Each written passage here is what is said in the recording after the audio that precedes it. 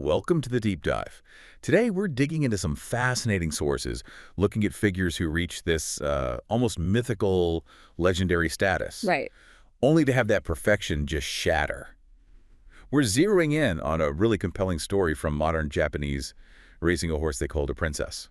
But, beneath that title, she was anything but tame. That's putting it mildly. Our subject is Kawakami Princess. So sick. Her career arc, well, it's less fairy tale, more Greek tragedy on the turf. Yeah, that's a good way to put it. She basically came from nowhere to win 2 classic titles, the biggest races for fillies in just, 85 days. An incredible speed run. Breathtakingly fast. But that perfect story, that clean record, it just got obliterated by one single massive disqualification. A moment that people who followed racing in the 2000s definitely remember. Oh, absolutely. It's still talked about. So our mission today is to unpack how all these pieces fit together. Her amazing, almost global bloodline, this really fiery personality she had, and the raw speed that ultimately led to, one of the most controversial moments the sport has seen. It's that contradiction, isn't it? That's what makes her so compelling. You have this phenomenal, almost unbelievable talent. Yeah. But it's completely tangled up with this raw, barely contained chaos. When you look at the sources, the story doesn't start with glory. It starts with a warning sign. A warning sign. Tell us about that. Yeah. Because Kawakami Princess sounds, delicate. Not even close, no. She was notoriously difficult, really high-strung, demanding, apparently quite aggressive with her handler sometimes. Wow. The most telling detail, the sign they actually posted on her stall door, mandatory reading for anyone getting near. Beware of the vicious mare. Okay, beware of the vicious mare. That definitely reframes things.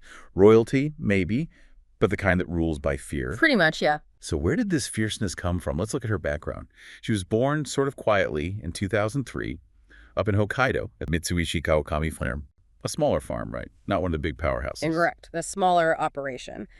But her pedigree, it wasn't just good. The sources call it pure gold. It's this amazing mix of Japanese grit and American dominance. How on? Well, her sire was King Halo. He was known for incredible speed, but also, and this is key, a really temperamental nature. Oh, okay. So there's the fire. That's likely part of it. And then the mother's side, the dam, Takano Secretary.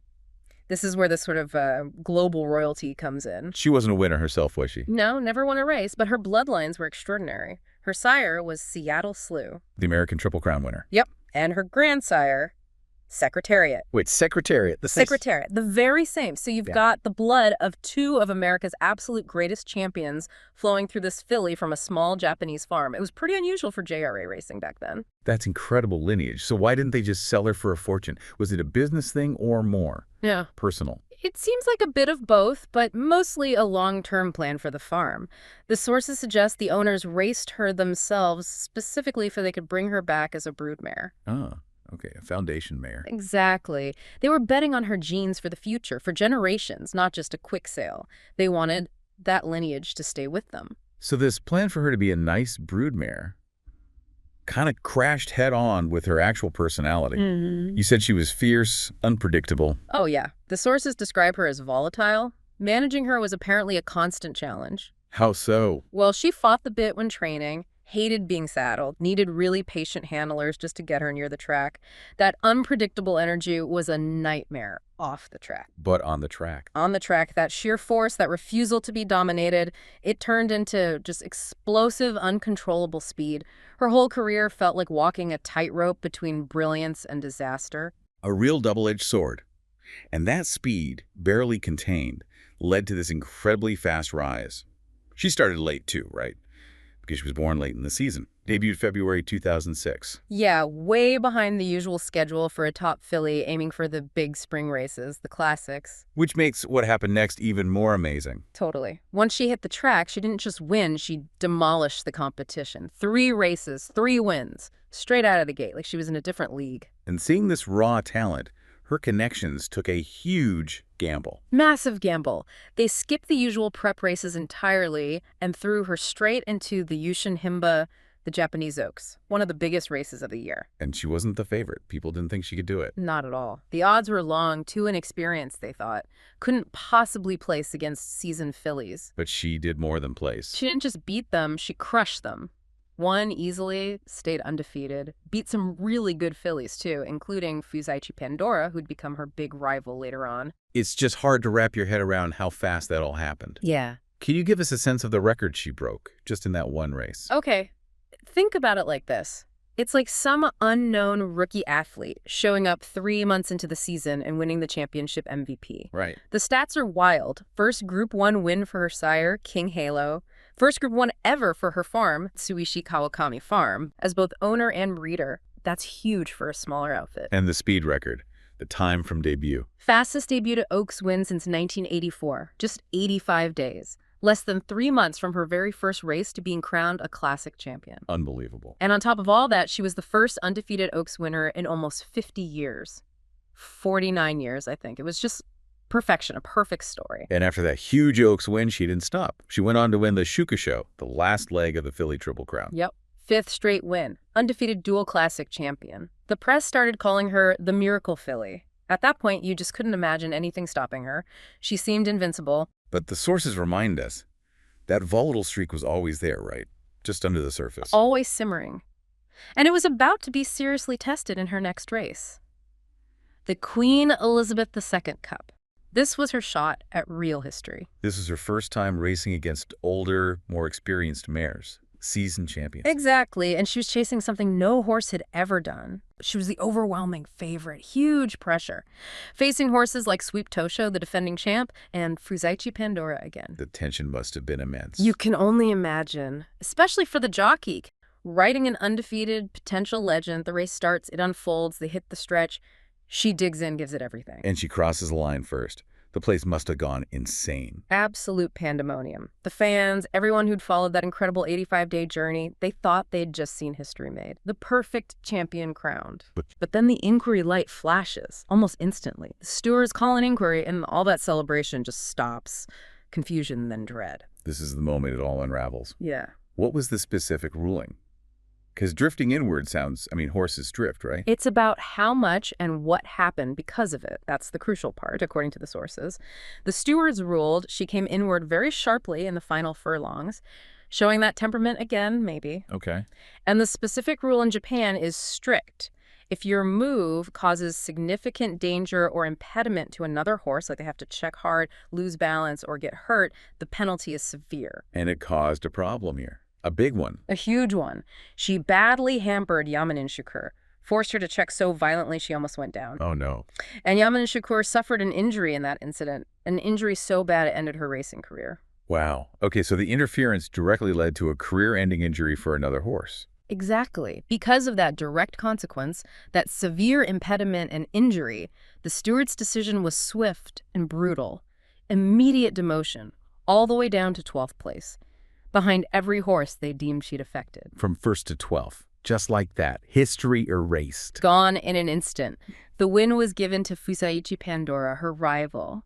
The emotional whiplash. You just can't overstate it. It must have been one of the most talked about races of the decade. Absolutely. Painful, controversial. She went from being the adored miracle filly to this symbol of tragedy and frustration overnight. It says a lot that even Fusaichi Pandora's team admitted later they couldn't really celebrate the win properly. The whole thing just felt tainted. So how did Kawakami Princess bounce back from that? From losing her perfect record in such a dramatic way? Did she find that magic again? Sadly, no, not really. Her career kind of fell apart pretty quickly after that. Was it mental, physical? Probably a mix. That intense, high-strung nature combined with the physical toll of that rapid rise, it caught up with her. Her 4-year-old season was basically a write-off. Recurring little health problems, then a bone fracture after only 2 starts. She just couldn't hold up to top-level training consistently. So the very thing that made her brilliant, that raw, untamed power, was also what made her fragile. Exactly. Her body and her temperament just couldn't sustain it. Did she show any flashes later on? She did, which almost makes it sadder. She came back as a 5-year-old and, wouldn't you know it, finished 2nd in the QE Cup. Back at the scene of the disaster. Right back there, proving the talent was still absolutely there, but the spark, that undefeated aura, was gone. She never won another race after the Shuka show. She kept racing for a while, though. Yeah, raced through age 6. Her very last race, fittingly, was the QE Cup again in 2009, finished unplaced, and then she retired. And went back home. Mitsubishi Kawakami Farm. Back home, fulfilling that original plan. She became a broodmare, didn't produce a huge G1 star herself, but she did pass on those incredible bloodlines through 6 daughters, a successful mother. When did she pass away?